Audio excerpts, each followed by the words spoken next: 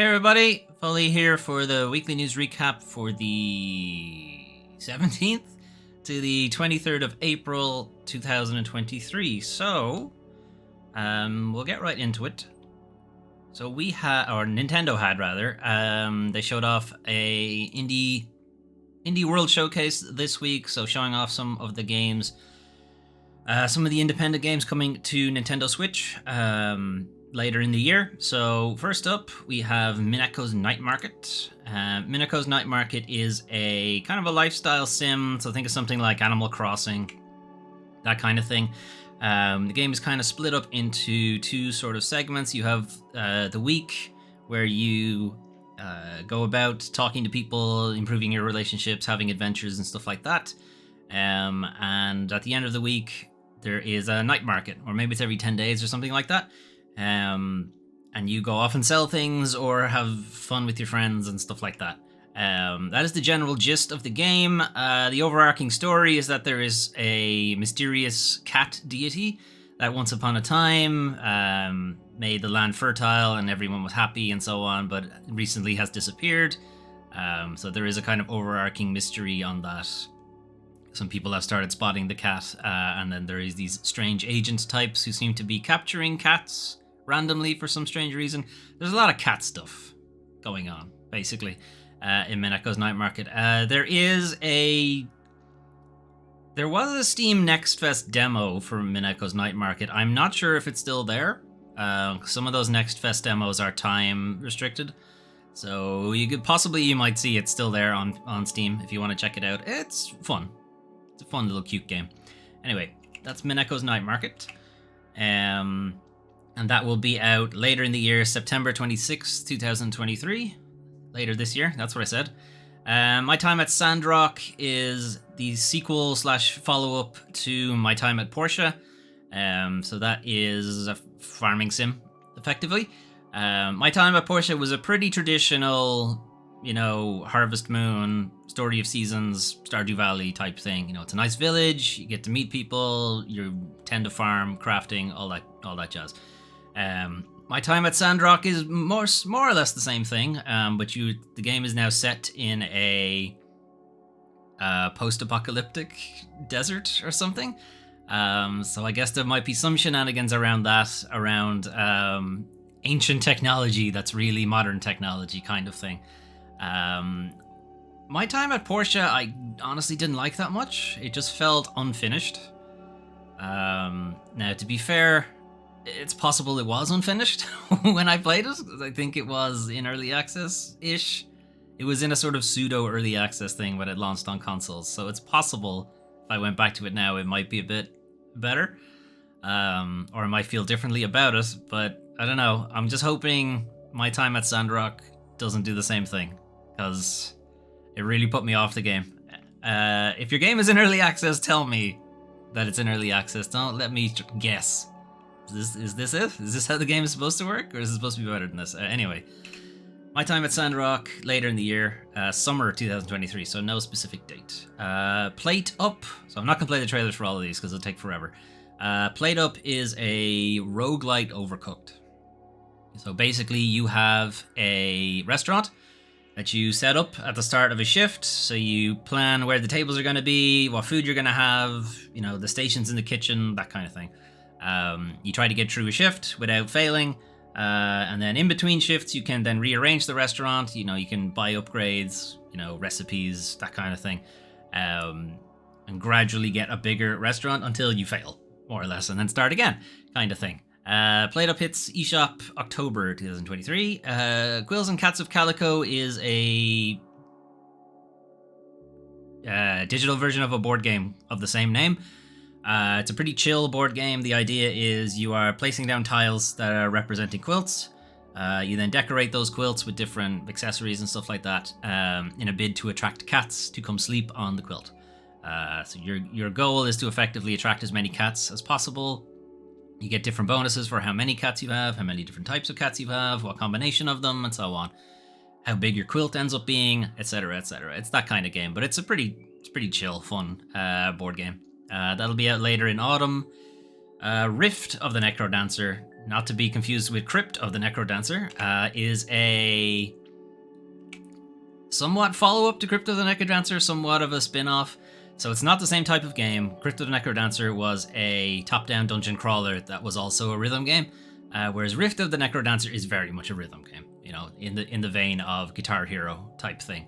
You have these lanes, press buttons as things reach the bottom of the screen, and so on. It is very colorful. It is very vibrant. You know, I guess I'm so used to video games being kind of desaturated, you know, and, you know, not played for more realism than anything else. I guess that's just the kind of games I play.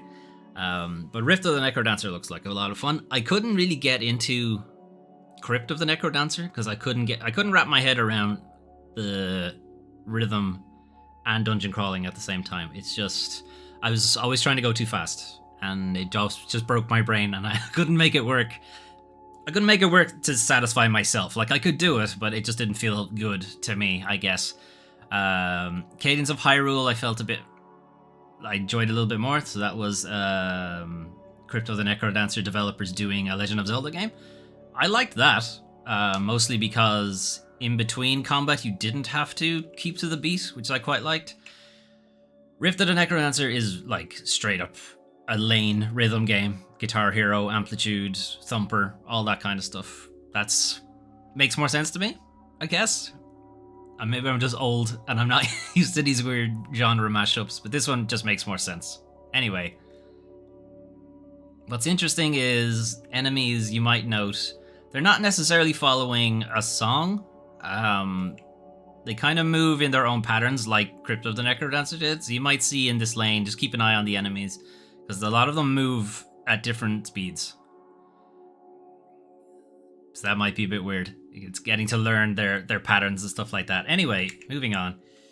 Rift of the Necrodancer will be out some stage this year. Animal Well is a Metroidvania pixel art thing. It looks really nice. I'm not sure how interested I am in playing it, to be honest, but it looks really good. I really like these kind of faux scan lines they have put into it. I'm wondering if that's an option to be turned off as well. I hope not, because pixel art, in my opinion, pixel art looks better when you take scan lines into account. They were sort of designed specifically to take scan lines into account. These are these kind of lines that go across the screen, and they sort of allow pixel colors to bleed into the different lines. It ends up making them bigger than they actually are on screen. So it gives this kind of blending, smoothing effect, so you don't see the sharp edges that a lot of pixel art is probably known for, whereas scan lines avoid that. You don't get those sharp edges all that much. Anyway, it looks good, but I don't think I want to play it. Anyway, Animal Well early next year. Crime O'Clock is a point-and-click puzzle game taking place across 5 different timelines. You're essentially trying to solve various issues, puzzles, cases, and stuff like that. And it requires you to jump between all 5 different timelines to sort of make it work. Change something in one, fixes something in another, and so on and so forth. The map itself is quite large. You are going to be moving around a fair bit, trying to, you know, track where people have gone. They're anthropomorphic. Creatures probably works too, and that kind of thing. It looks nuts. And I mean, like, too much information kind of thing. We'll have to see how it plays out. If it's too confusing, there is something to be said for simple puzzles. Anyway, that's out at the end of June, which is pretty soon. Teslagrad 2 and Teslagrad Remastered. So Teslagrad is a physics-based puzzle electrifying Teslamancy game. It sounds like Spelunky. I actually don't remember. I even watched the trailer for this like 10 minutes ago, and I still don't remember what it is. And I know a lot of people like Teslagrad, but I just don't remember it. What is the gameplay like? Side-scrolly platform type thing. Okay. Alright, fair enough. It's that kind of game. Teslagrad 2, Teslagrad Remastered, also made at the same time. They will be both available now They came out the same day as the Nintendo Indie World Showcase was being played. Is my mic on? My mic is on. Okay, good. I don't know why I think Tony checked this like 10 minutes into the stream, but here we are. Shadows Over Loathing is a sequel to West of Loathing. It's a stick figure art parody of... West of Loathing was a parody of like Wild West stuff. Shadows Over Loathing is more of a parody of fantasy eldritch horror kind of thing. It's also out today, or not today. At the time, it's now, basically. Blasphemous 2, sequel to Blasphemous. Metroidvania search action game that is pretty gory and pretty grim. Has gorgeous art, but it is, pretty gross as well. I'm not sure if it's a returning character or a new character, but yeah, it's a pretty tough Metroidvania with some Souls-like corpse running mechanics. You die, you lose everything, and you gotta go back and collect it again from wherever you died, kind of thing. The original Blasphemous is, I think, on PlayStation Plus catalog. If you wanted to give it a shot, it would technically be free. You are paying a subscription, so it's not really free, kind of thing. It's gorgeous art. It's just also really grim. I'm not sure if I'm interested in that. Because we had, what was that game? Moonscars, which is similarly a Metroidvania. Actually, I don't think Moonscars is a Metroidvania. I think it's a linear side-scrolling action game. But that also is quite grim. Souls type thing. Anyway. Blasphemous 2, some stage this summer. The big game that they finished the Indie World Showcase with was Oxenfree 2 Lost Signals. So, as you might imagine with the word 2, or the symbols, Roman numeral symbols in the title, it's a sequel to Oxenfree. Oxenfree is very much Stranger Things. Although I think Oxenfree came out earlier. I think Oxenfree predates Stranger Things, I'm not sure. But it's like a throwback Goonies type thing. There's some shenanigans going on this island. You're there with a group of friends and some not so friends, having a party before some of you, leave for college and that kind of thing. And weird shit starts happening, and you go on an adventure to try to discover things. Then there's possession, there's eldritch nightmares, there's all sorts of things. And Oxenfree 2 looks like it's gonna be kind of more of the same with different characters and some different mechanics, and the art is a little bit better, kind of thing. Like, the fire effect is pretty good for Oxenfree, I mean. Anyway, Oxenfree 1 I've been intending to do on the channel for a while, and now that the sequel actually has a release date, I might get around to doing that. There you go, July 12th, 2023. In between all of that, though, there was a sizzle reel for a couple of other things. So a little to the left is getting DLC. More puzzles. Shovel Knight Pocket Dungeon is also getting DLC. It's adding a couple of characters. Cult of the Lamb, Relics of the Old Faith is adding a new dungeon, I think. Or it's either a new dungeon or it's a new set of enemies in the old dungeons. I'm not sure. But there's also some new challenges. There's a permadeath mode and some other things. Then there was just a quick, hey, here's a bunch of other games that I guess didn't pay us enough to talk about them properly. So here's like their 2 minutes of fame or what have you. Paper Trail is like a watercolor style puzzle game that has these kind of overlapping environments things. So like you can walk through the door on one and you'll end up in the door on the opposite side of something like that. It's a bit strange. Little Kitty, Big City is Stray, but cartoons, more or less. We don't know a whole lot about what the game is. Again, this is part of a sizzle reel. Everything got like 10 seconds. So who knows? Chance of Senar kind of looked like a walking sim type thing, but then like you were buying weapons and stuff. So I'm not entirely sure what kind of game that's meant to be. Brotato is... how to explain? Brotato's Broforce, Enter the Gungeon kind of thing. It's a bullet hell twin stick shooter type deal. Escape Academy, the complete edition, is an escape room sim with all the DLC. Five Nights at Freddy's Security Breach is a first person stealth thing set in the Five Nights at Freddy's universe. And then Bomb Rush Cyberpunk, I kind of felt got a little shortchanged because this, I think, was going to be a pretty good game. So Bomb Rush Cyberpunk is from Lizard Squad, and it is going to be essentially a spiritual successor to Jet Set Radio. For those of you who don't know, Jet Set Radio was a inline roller skating sim, not unlike Tony Hawk's Pro Skater, but was done in this sort of colorful, cel-shaded artwork, and is really well regarded critically and commercially. Well, actually, no, commercially it didn't do that great. But it had, great art. It had great music, and the skating just felt really good. So really hoping that this is like, a modern version of it, effectively. That's Bomb Rush Cyberpunk, or Cyberfunk, and it's out in the middle of August of this year. Anyway, so that was Nintendo's Indie World Showcase, happened this week, but outside of that, there were a couple of other updates. So one that has been kind of going around the internet for a bit now is this early gameplay of Unrecorded. Is it unrecorded or unrecord? Unrecord. It looks too good, basically, is the general gist. People sort of combating between, no, this is gameplay, it's just incredibly good looking, versus this is somebody put a GoPro on their face and then just overlaid some UI elements on top. Like,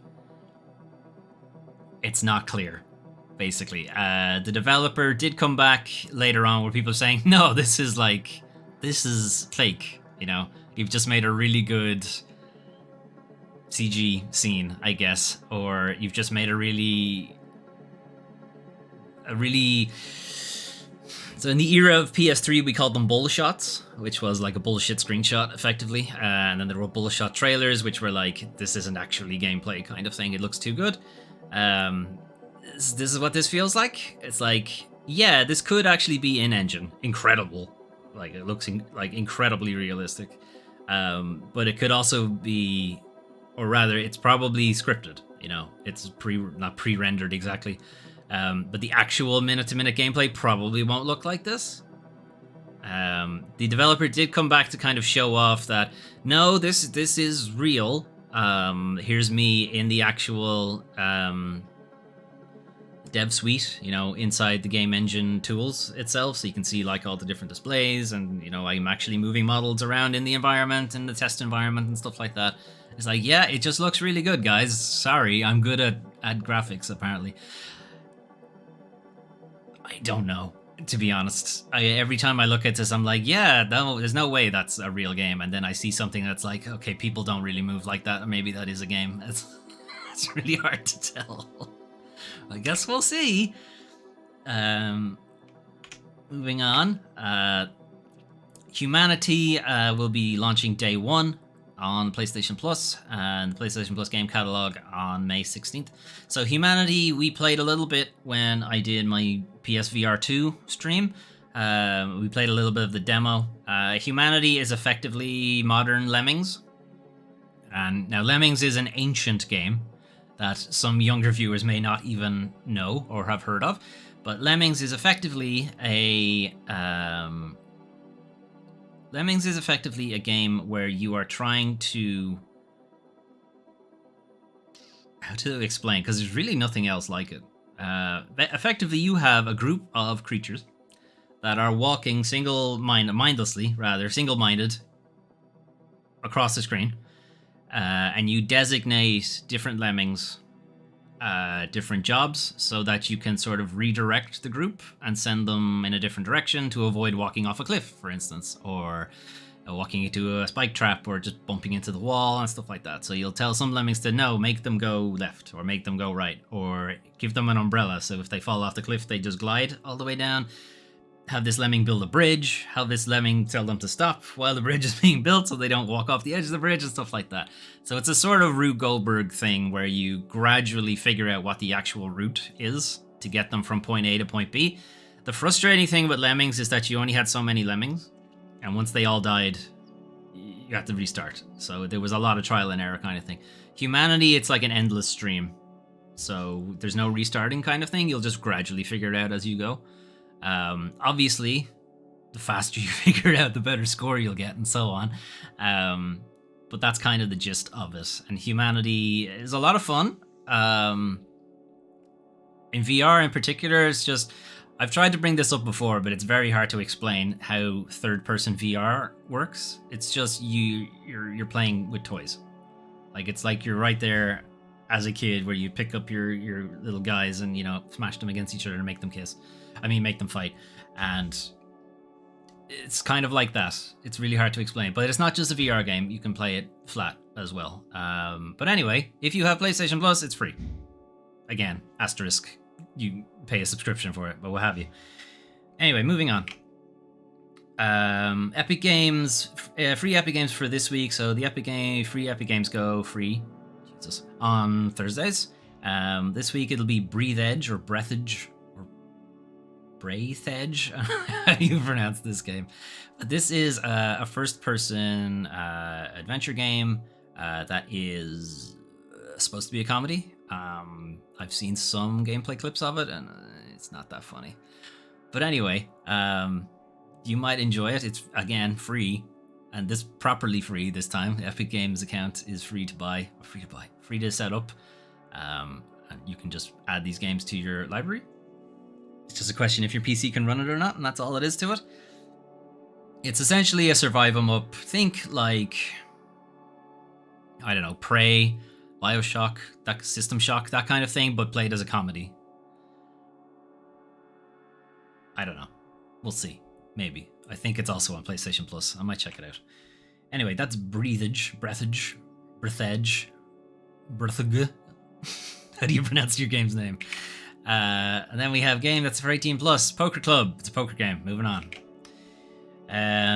Those are some of the games you can play eventually, coming soon. But what if you wanted to play something right now? Well, you have Dead Island 2. The Maniacs, they finally did it. It took them 15 fucking years or something. I don't know. It's probably not that bad. But it was a very long time between Dead Island 1 and the final release of Dead Island 2. I always get Dead Island and Dying Light mixed up, because they feel like they're the same game. But really, there is a difference. Dead Island is about hitting zombies, and Dying Light is about running away from zombies. Basically, that's kind of the gist of it. It's like zombies, not much of a threat in Dead Island, except for the like special types.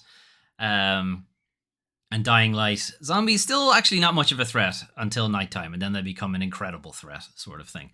Dying Light has a lot more traversal elements to it. Dead Island is very much just kill them in fun ways. That's kind of it. Fun scenarios. I've watched a couple of live streams of people playing it. I have no particular interest in it, mostly because it looks a bit too samey. It looks like it's going to get boring pretty quick. But for people who are really interested in the Dead Island stuff, they've been waiting a pretty long time for Dead Island 2. So good for them. Good for them. Moving on. There's also Coffee Talk Episode 2. Friend of the channel, Melwin, has been playing through Coffee Talk 1. I should be doing a full Let's Play of it, and I've been reminded of the game myself. Coffee Talk is a chill, as you might expect. It's a pretty chill visual novel game with some interesting characters. It's set in this kind of fantasy universe where the kind of old thing of elves and orcs and succubi and what have you, banshees and so on, they're all real, but they're all just, you know, regular people going about their jobs. I don't think they ever question exactly how immortal creatures are able to accrue incredible wealth and have it not destroy the economy, but I don't think it ever comes up.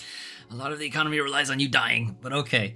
There's not a whole lot to say about Coffee Talk Episode 2. I think you kind of get an idea of what you're going with here. It's a visual novel game that has some basic coffee mechanics where characters will ask you, hey, I want a drink, but I want like something that won't keep me awake, and it's like smooth to drink and so on like that. And you're like, okay, right. So it doesn't want to keep you awake, so no caffeine, and you want it to be smooth, so probably some milk and chocolate and what have you. You want a hot chocolate, basically, kind of thing.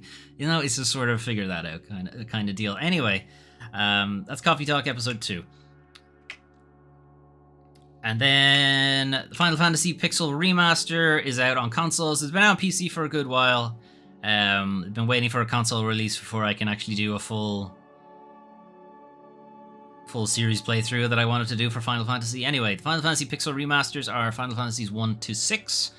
Effectively, they're the pixel art ones. After that, they started to go into 3D with Final Fantasy 7. That's a short trailer. No. Play again. And I'll leave it on repeat just in case. So yeah, so the early Final Fantasies are a bit rough to go back to, but Final Fantasy 6, at least, is a very good game, I've been told. I haven't actually played it. Shh, don't tell anybody. But yeah, the Pixel remasters did get a little bit of shit when they came out originally, because this seems to happen with a lot of Square Enix titles, and Final Fantasy in particular, is that there's never one definitive release. There's always something they fuck up. Usually it's the music. This time it wasn't the music, because there's actually a fully re-orchestrated, or orchestrated in general for some of the earlier games, because they never had an orchestrated version of the music. The issue was that the font looked shit, because they gave it a modern font instead of like a pixelized font. They've fixed that, so it's not, there is now a pixel font. Apparently it still doesn't look great, but it looks a hell of a lot better than the one it shipped with. Anyway, we'll be doing Final Fantasy 1 at some point soon, because I am keen to start that series playthrough soon. Moving on. So, unfortunately, it is now time to talk about the worst part of video games, the video game industry. So, Dark and Darker lawyer accuses Nexon of anti-competitive bully tactics, asks Valve to return game to Steam. So, this is a news story that's been brewing for like 2 months, 3 months, something like that, and I've been reluctant to talk about it because it's so messy. It's hard to tell what's news, what's conjecture, rumor, hearsay, and so on. I figured that we'd jump in now because there's actually like legal shit has happened now. There's lawsuits and stuff, copyright claims, DMCA stuff. Now it's a bit more concrete, so I figured we'll jump into it here. So, Dark and Darker's lawyer has accused Korean gaming company Nexon of anti-competitive bullying tactics in a letter to Steam owner Valve. So, to kind of recap, the Dark and Darker developer, Iron Mace, earlier in the year, in March, had its office searched by police looking for stolen assets from Nexon. From a project called P3. So this is a game project that was going to be a sort of fantasy type thing. The developers of Iron Mace left Nexon earlier in the year and then founded Iron Mace. And then suddenly this game appeared. That's a fantasy yada yada yada thing.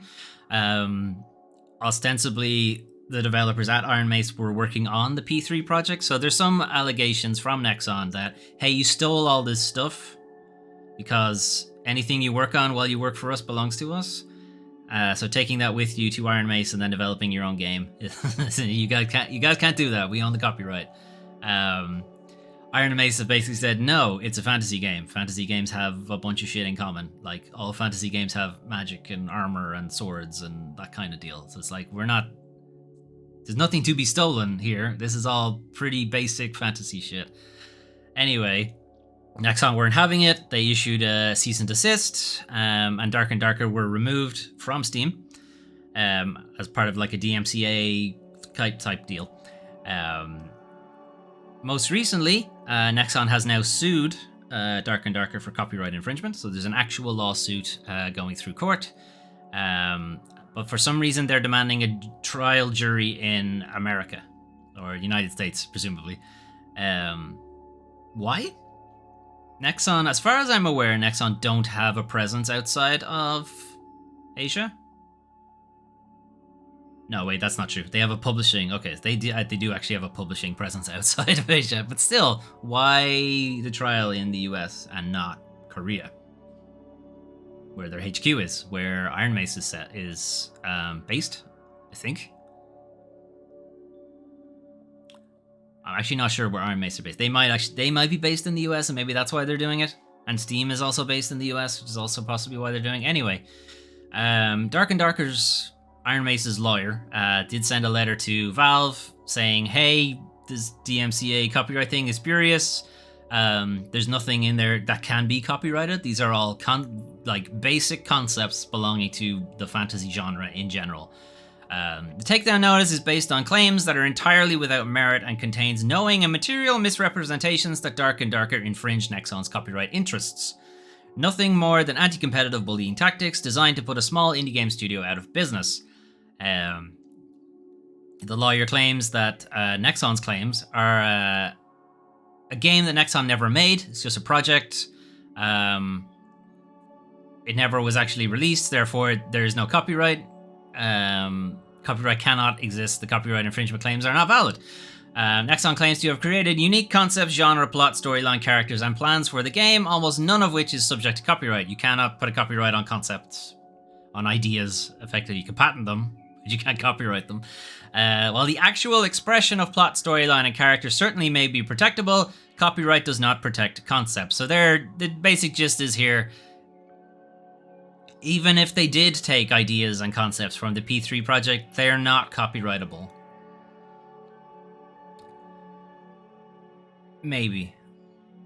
If they actually produce something like concept art or a playable demo or something like that, they would have grounds. But if nothing was actually produced, yeah, I think they have an argument there. I'm not sure. Later on, they note in the letter that fantasy game, as part of its very nature, will likely contain similar elements to other games in the same genre. So the idea that, you know, a lot of fantasy games have magic in them, and some of them have dragons in them, and so on and so forth. Like, you don't own the concept of dragons in a fantasy game. In reality, this case comes down to the fact that Nexon does not want any of its former employees to work at an indie studio developing a fantasy-themed extraction game. And Nexon will bend copyright law well past its breaking point in order to keep Dark and Darker out of the public's hands. This is again going back to the fact that Nexon's DMCA claim took the game off Steam. Iron Mace then said to people who wanted to play the game, just torrent it. We can't do anything about it. Yeah, we don't have the rebuttal from Nexon, assuming there is one. This was published on Friday, so we might hear about it next week. But yeah, this has been going back and forth for a while. It kind of came to light when Dark and Darker was part of Steam Next Fest a while ago. It was getting a lot of good press because people really liked the game. So Dark and Darker is a dungeon crawler fantasy type thing, where you are going into a dungeon, collecting loot, and then trying to get out without being killed. Think of it like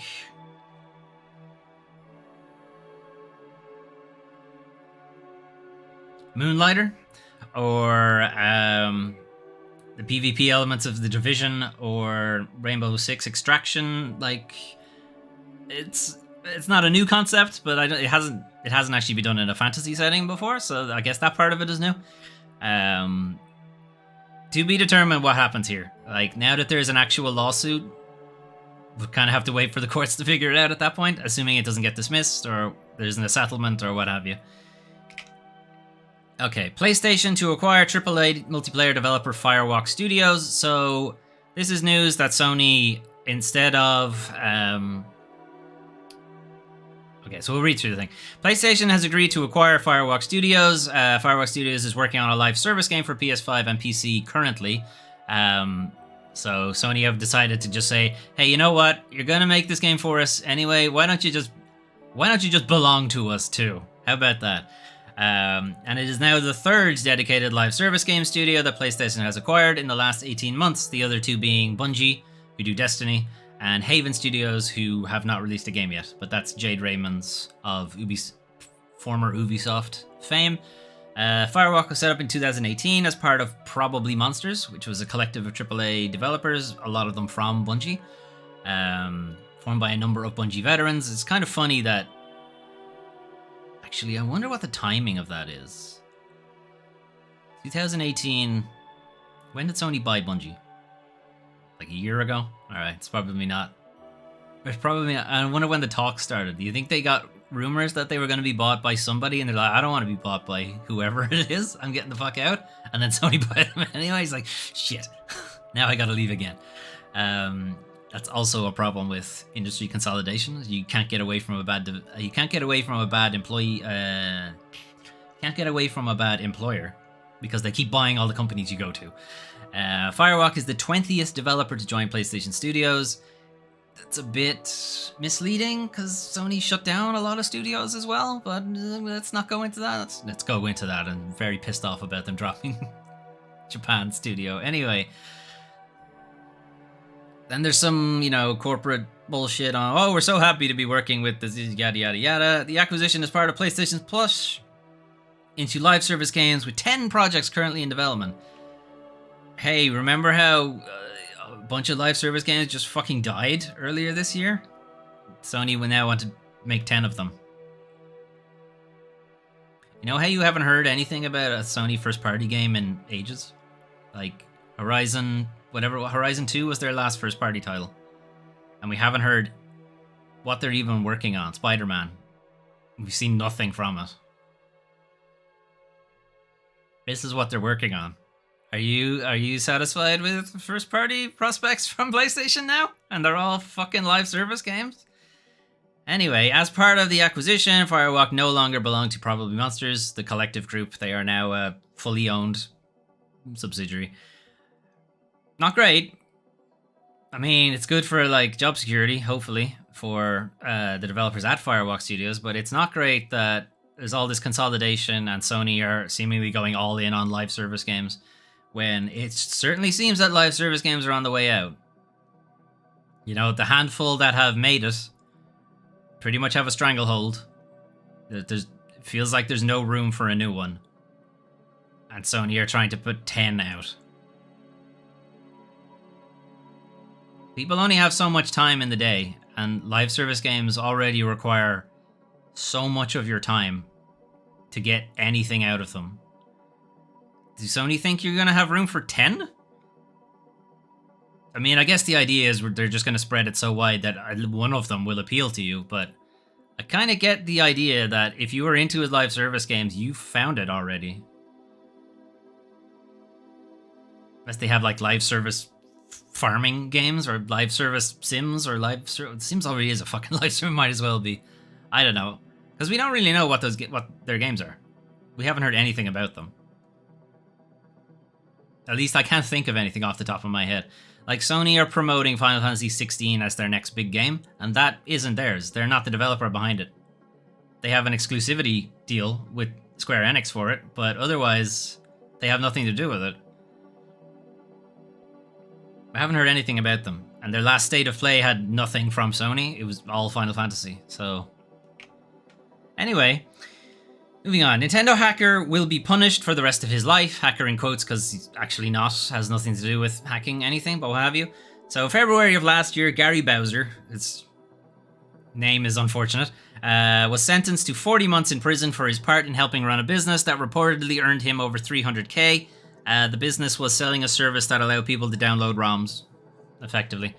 Bowser is about to be released and sent home to Canada. However, that is not the end of his punishment. While Bowser was convicted, served time in prison, and is about to be released, his punishment is not over. He will be paying for his crimes for the rest of his life. Damage is ordered by court to pay to Nintendo. A total $10 million US dollars. And apparently there's an additional $4.5 million that I think is being scrapped because something Canada and the US. I don't know. Either way, it's still like more than $5 million. The number is so astronomical to Gary Bowser that he'll likely never be able to actually pay the whole thing off. Bowser says Nintendo can take 25 to 30% of his monthly gross income, garnishing his salary for the rest of his working life. So yeah, he's served his time. I don't know where the court got $10 million from, considering he only made $300,000. Where did $10 million come from? I mean, I know where it came from. They took every individual copyright violation and then multiplied it by what they thought, what Nintendo said it was worth. Now, Nintendo fucking sells, like, the original Super Mario Brothers for $60. It is not worth that anymore.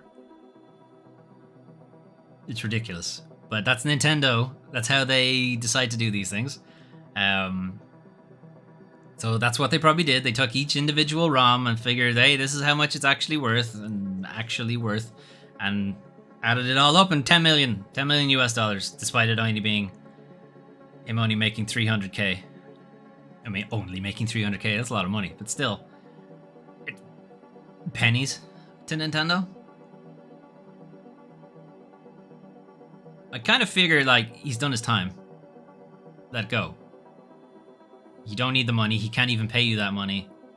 This is unnecessary. And that court even allowed it to go through is kind of bullshit, honestly.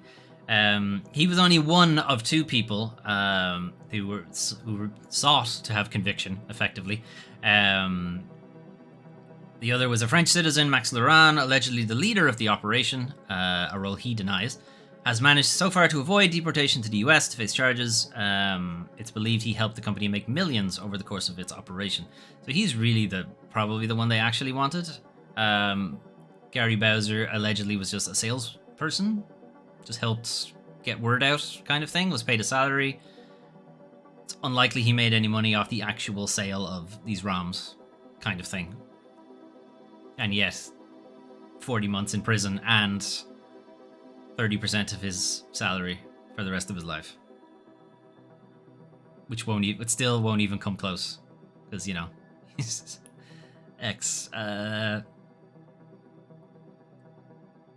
ex-criminal, I guess. What's the word?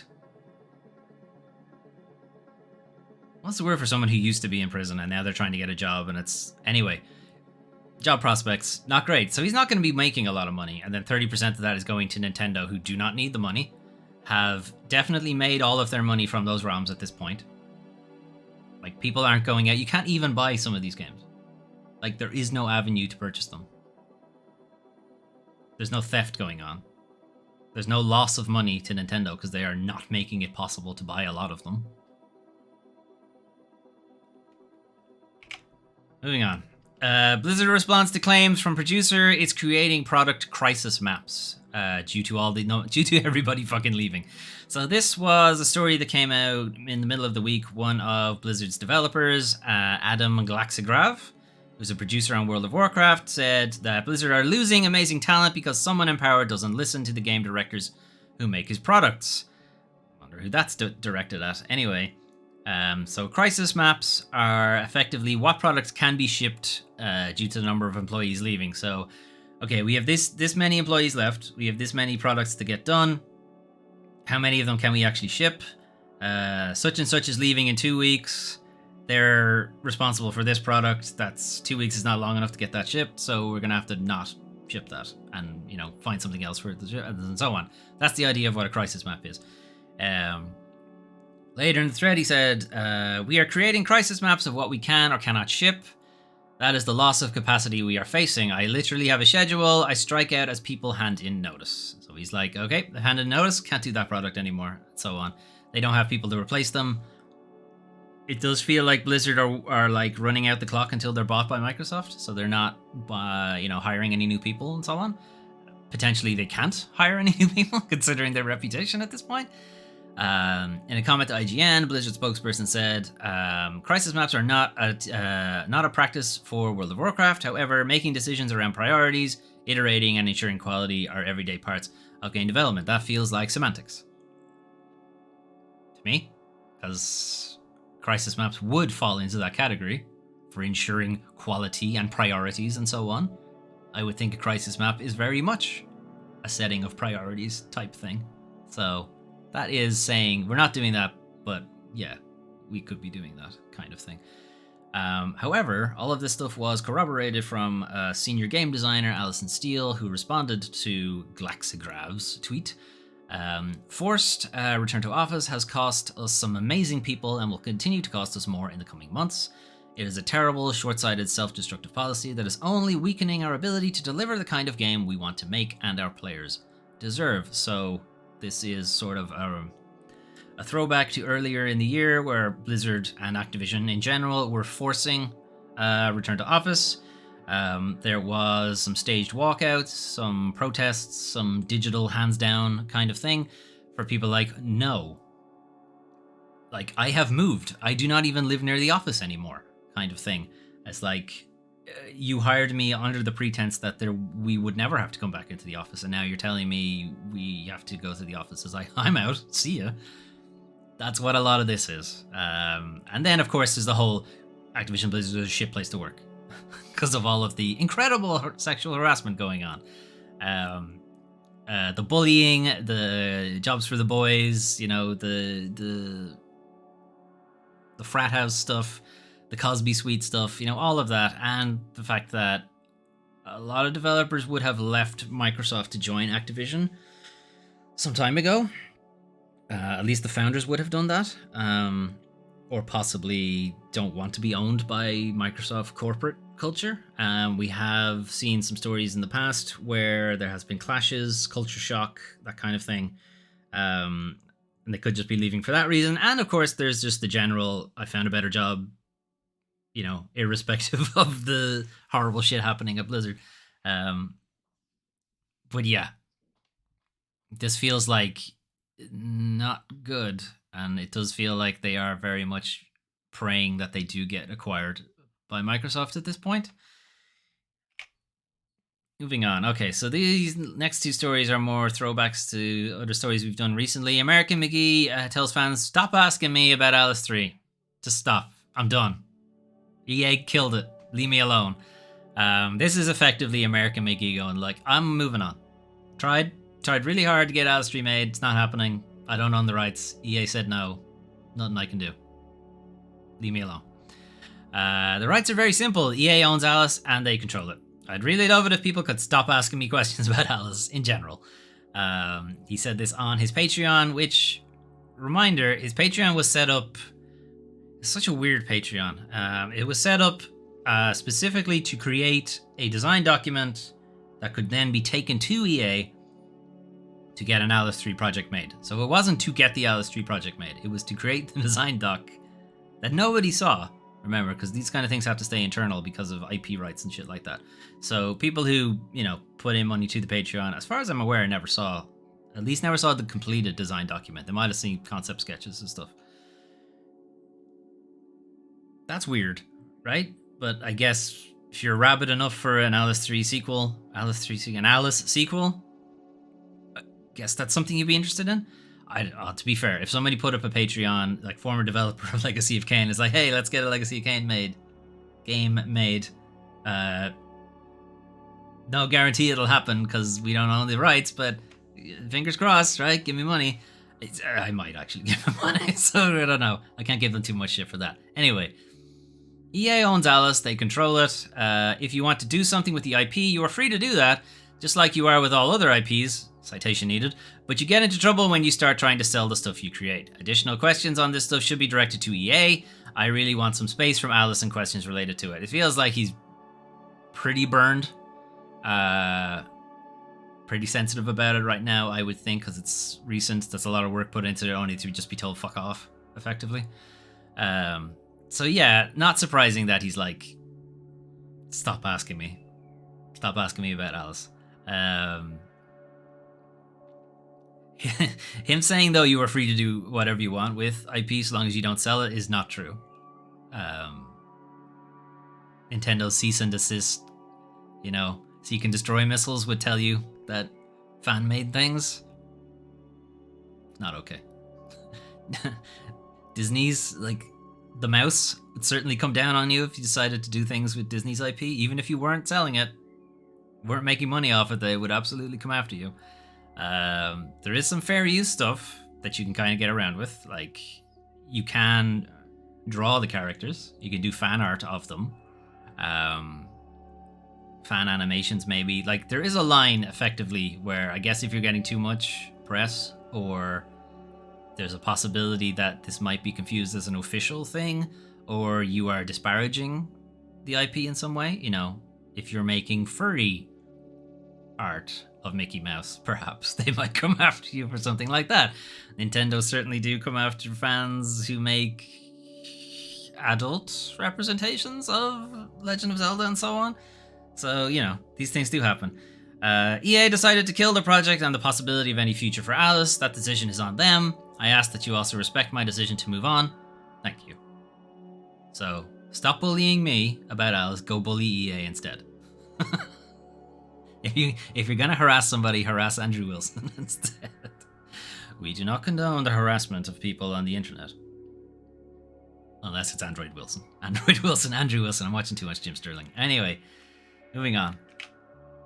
Okay. Media Molecule co-founder Mark Healy leaves Dream Studio after 17 years. So, previously, on Weekly News Recap, like literally last week, we got the news that Sony is killing Dreams, the user-created content platform from Media Molecule that was supposed to have a 10-year lifetime. It got 4. Sony said, nah, we want you guys to work on another live service game instead. You could argue Dreams was already kind of positioned as it could easily have pivoted into it. People would have been pissed, but they could have done it. Anyway, Healy co-founded Media Molecule in 2006 in Guildford alongside Karima Turney, Alex Evans, and David Smith after working at Lionhead, who made Fable. Is a weird way to write that sentence. They went on to open Media Molecule, and the first game they made was Little Big Planet, which was technically an independent game for the PS3, but Sony bought them pretty soon afterwards. I think they bought them before the game even came out. No, bought the company 2 years after Little Big Planet came out, and then Little Big Planet 2 became like the first one directly under Sony. Then Tearaway, Media Molecule didn't make Little Big Planet 3, Sumo Digital did. And then they started working on Dreams. The announcement of Healy's exit comes hot on the heels of news Media Molecule is set to discontinue live support for Dreams after the 1st of September. Yeah, that seems pretty on the money, alright. It's like, yeah, we're killing Dreams, and you're going to work on this game instead? He's like, no, I'm not. Goodbye. You're not going to tell me what to fucking work on. See ya. I'm out. From Little Big Planet to Dreams and beyond, proud to have played my part and lucky to have jammed with some truly brilliant people and such a wonderfully talented community, which I will continue to be a fan of. But a strong cosmic breeze is pulling me and my pirate heart is awakened. I'm not getting any younger, so I'm going to indulge myself in the winds of my various curiosities for a while and see where they take me.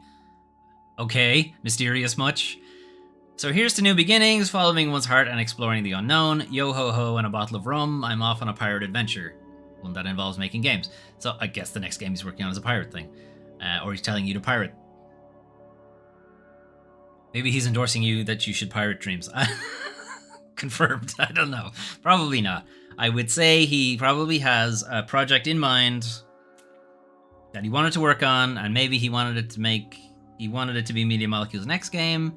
But Sony said, no, we want you to make another live service game. We've 10 of them planned and none of them are out. Someone help me budget. And he's like, nah, like, I'm probably going to retire soon. This might be my last game. I kind of want to make sure this one gets made because I kind of want to do it. And he said, right, I'm out. See ya. We'll see if it ends up being a solo dev thing or if maybe he'll pull some Media Molecule people with him who are like, I don't want to work on, Shooty McShootface 5 for Sony. I want to work on Sea of Thieves is what it sounds like, honestly. But anyway, moving on. And we'll finish with something. I call this section silly stuff on YouTube, but I call it something else on Twitch. Actually, I don't think you guys ever see what it's called. It's called dumb stuff. Anyway, yes, but this isn't dumb. Anyway, a fan has reimagines Pokemon Red as a Square Enix HD2D game. So reimagining, it's just a couple of locations that they've done in Square Enix's Octopath Traveler Triangle Strategy art style, the HD 2D type thing. So this is Vermilion City, I think. Looks pretty good. Looks pretty good. Like, yeah, like this looks gorgeous, as HD 2D does in general. Because the art style is just, I don't know, really sits really well. And it would be great to see Nintendo actually update and, actually try with Pokemon for a change, instead of giving it, like, half-assing it as they tend to most of the time. And they know they can just half-ass it and people will still buy it because it's Pokemon. and they're the official Pokemon game. It's like, they know they'll get away with it. It's just...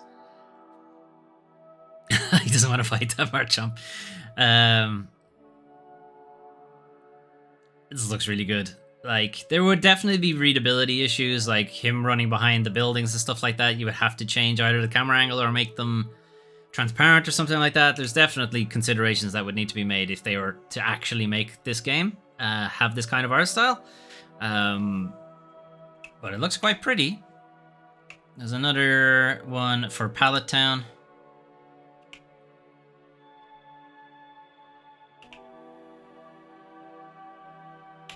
Full screen, thank you. It takes a while. It takes a while for YouTube to load in. So, like, they would have issues, of course, because this is Square Enix's proprietary, as far as I'm aware, patented tech. I'm not sure how much, you know, patent ownership they have over it, if they did patent it at all. We haven't seen any... As far as I'm aware, we haven't seen any other developers attempt it, which suggests that Square Enix probably have some kind of ownership over it. But again, there would be readability issues for having characters moving behind buildings and stuff like that. I would think Nintendo would probably push back on stuff like that, but it looks really good. Anyway, we'll leave Coffee Talk to loop.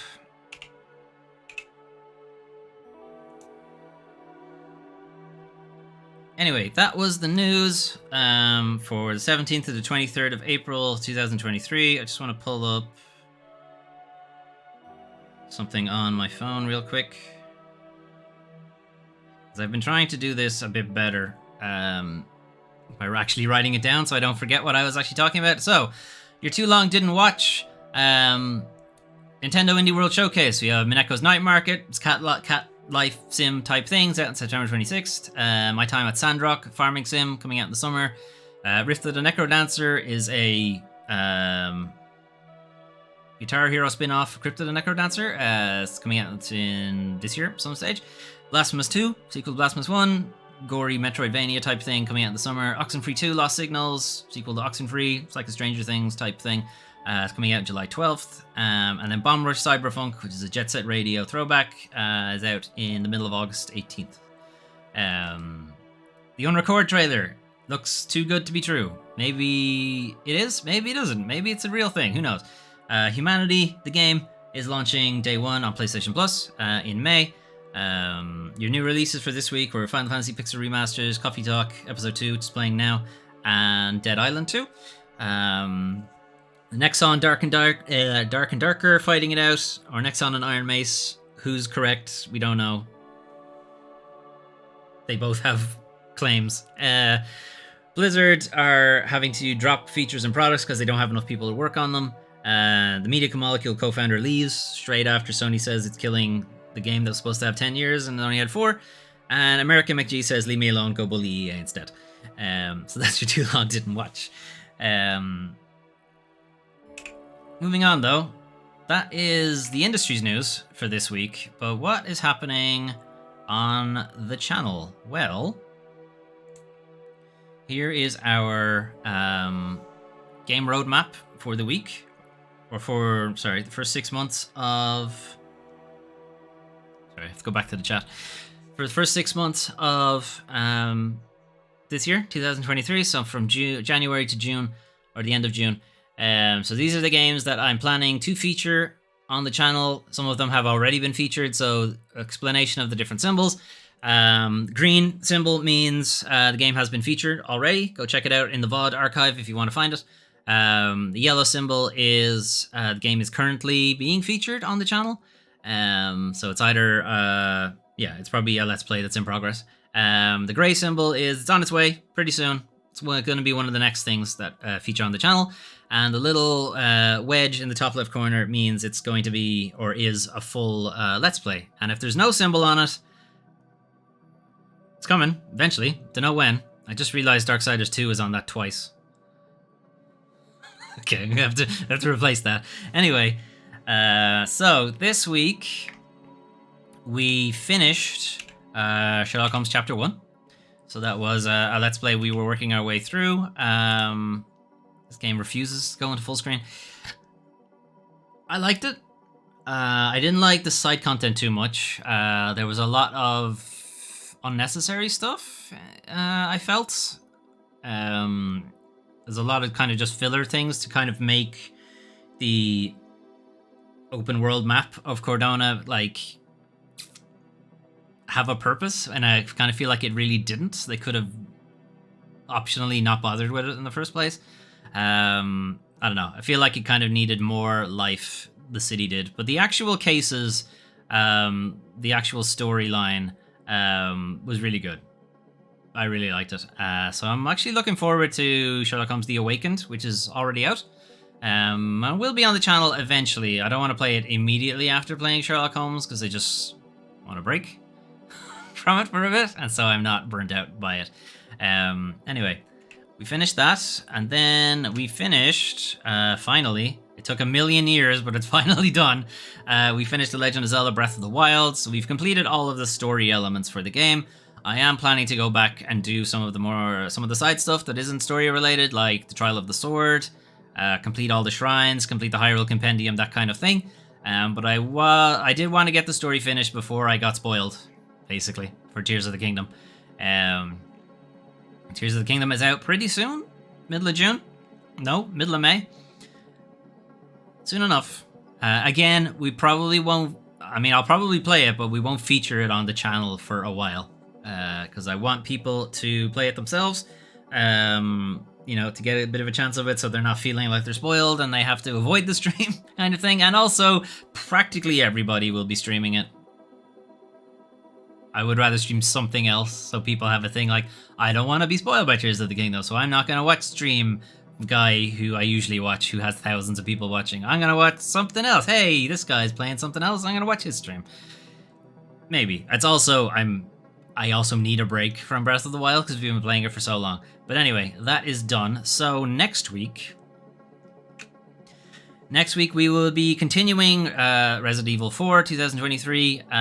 We are coming close to the end of the castle segment. I think I am right in front of the Verdugo boss fight, and I stopped it last night because it's like I can't do the Verdugo boss fight right now. Like, I'm not even sure what it will be like in the remake, but basing it off the original was really hard. Or not really hard, but it was really stressful. And I have found the Resident Evil 4 remake is both stressful and hard at the same time.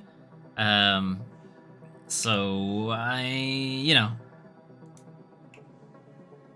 needed a break. There haven't been too many games where I felt stressed on stream. Resident Evil 4, I have. Both the original and this one, I felt pretty stressed on stream. Elden Ring, for obvious reasons. And Sekiro, when I did it, like, years ago, was also feeling kind of, I actually don't want to play this now on stream kind of thing. So I'm trying to avoid getting that feeling too much by kind of limiting how much of the game I play, because I really like it. It's a really good game. It's extremely well done. But it also makes me feel shit when I play it. So, I'm kind of limiting how much I play it time-wise. Anyway, we will be going back to it on Monday. We did play a little bit of it yesterday as well. And then some new games. So I haven't decided what's going to replace Sherlock Holmes and Breath of the Wild. So while I'm still deciding what that will be, we're going to do some more Foley Plays Games a Bit, which is the series where we take a look at newly released games and play the first couple of hours of them. So this is Have a Nice Death, which is a side-scrolling roguelike thing where you play the Grim Reaper, the CEO of Death Incorporated. You have outsourced a lot of your job to other people because you needed a break, but they have corrupted your noble endeavors of ferrying people to the afterlife, so you now have to put them in their place, basically. We skip to, I think there's some gameplay near the end. Yeah, so it's a side-scrolly slash-em-up thing that I believe has some roguelike elements to it. The art style is pretty fun, and the characters are sort of played for laughs as well, so it has a bit of like comedic value to it, so I am interested to play it. It was in early access for a good while. we'll see how it turns out. So we'll be looking at that on Wednesday. No? Shit. Now you know what the next ones are. Anyway, I keep pressing the wrong fucking button. Chia. Why does this never want to go full screen? Go full screen. Anyway, Chia is a Breath of the Wild type game, so I figure like it's not too different to Breath of the Wild, so you could probably play this. You play, I think her name is Chia, I'm not sure. Going about this island, it's fairly sandboxy. It just seems like there's a lot of interesting systems at play. I do like the kind of body hopping mechanic that they have at work. We'll see how it plays, basically. And we'll be doing that on Thursday. And then on Friday, we'll take a look at a game called 9 Years of Shadows that I have been cursing, basically, anytime I bring it up. As anytime I've brought it up in the past, it's been delayed. But it can't be delayed anymore because it's out. It's actually been released, so now I can play it and not curse it anymore.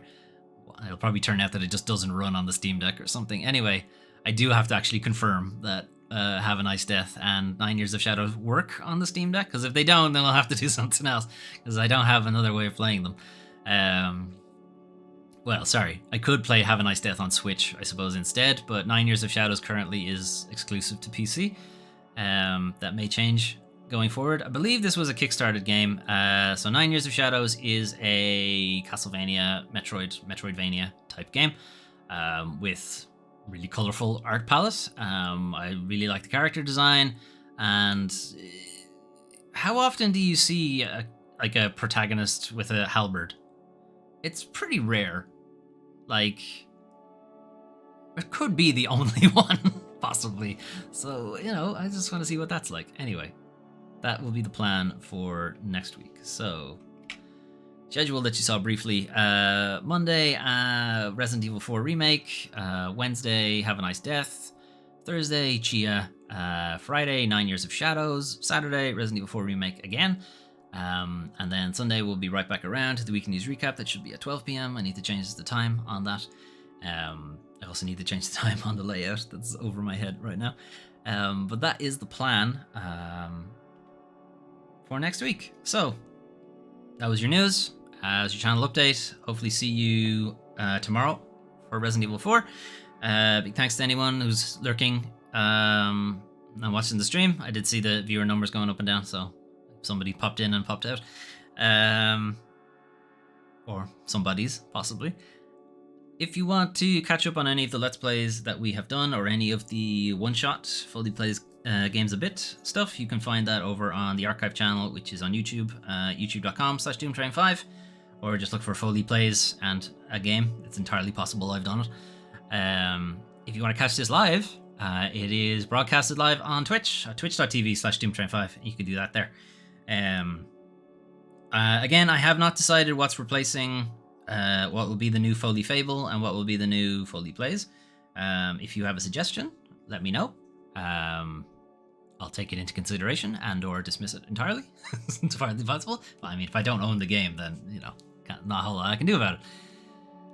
But yeah, let me know if you have a suggestion.